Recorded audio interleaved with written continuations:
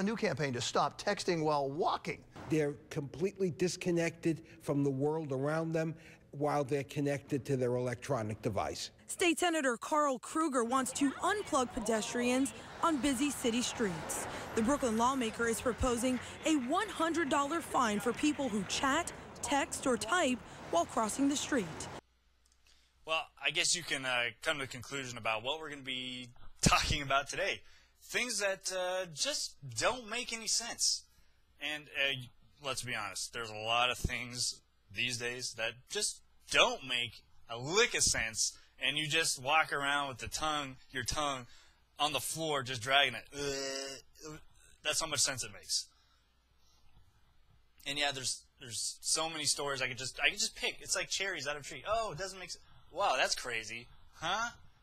But I'm going to pick this cherry because this one's a pretty good cherry. All right, and I'm going to tell you a story. Will you let me?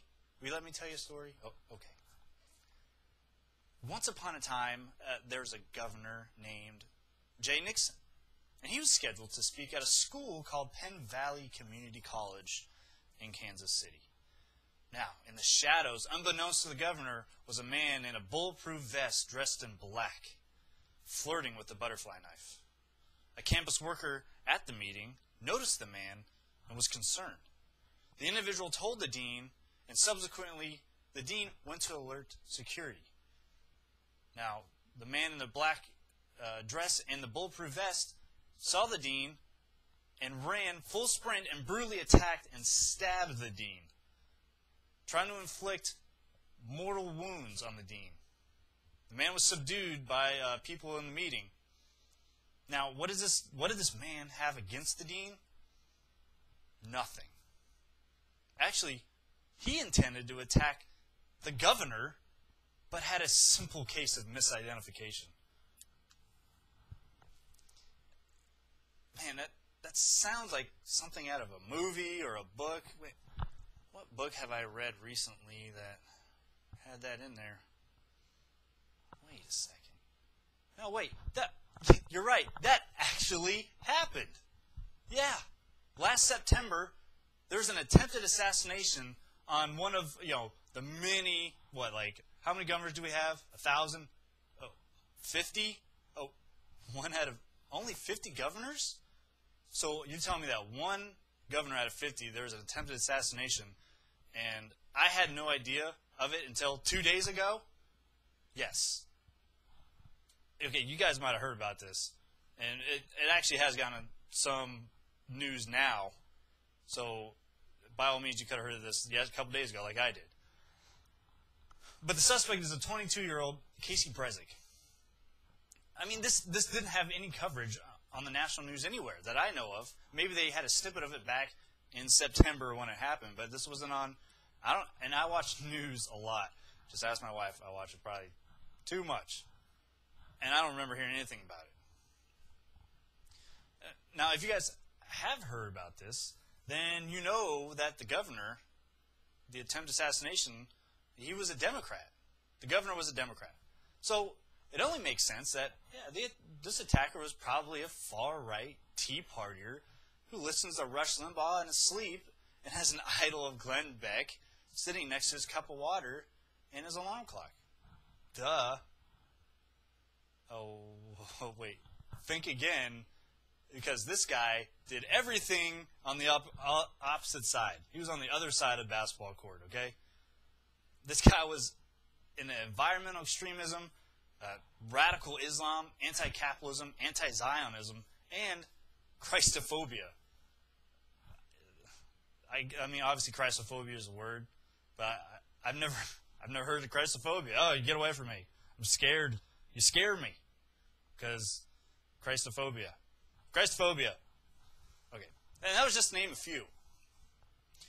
In fact, a quote from on his Facebook, one of his favorite quotes was from Che. If you don't know who Che is, just do some research on Cuba. And here's the quote: "Our every action is a battle cry against imperialism," end quote. Or how about this quote from himself on Facebook? Quote, "How are we, the radicals, the left, to confront the new right if we avoid confrontation altogether, end quote.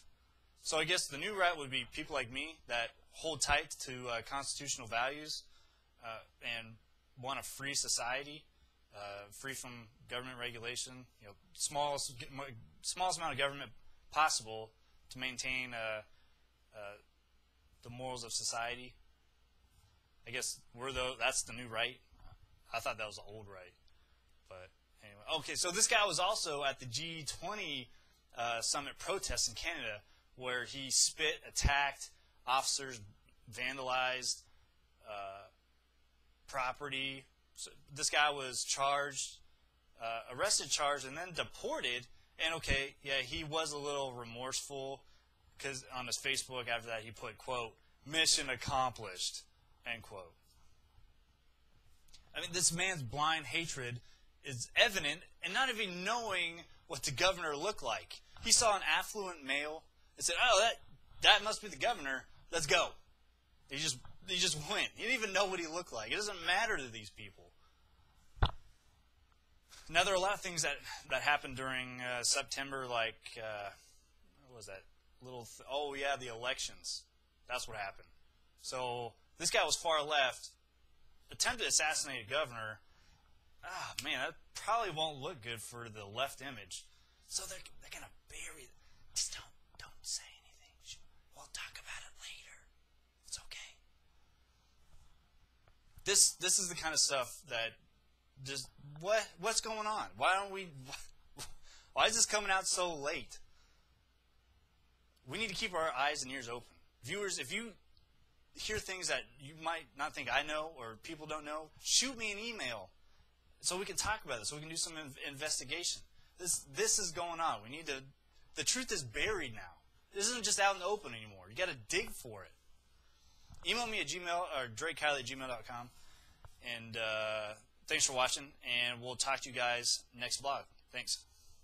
But we have to pass the bill so that you can find out what is in it away from the fog of the controversy. Somebody told me you had a boyfriend who looked like a girlfriend.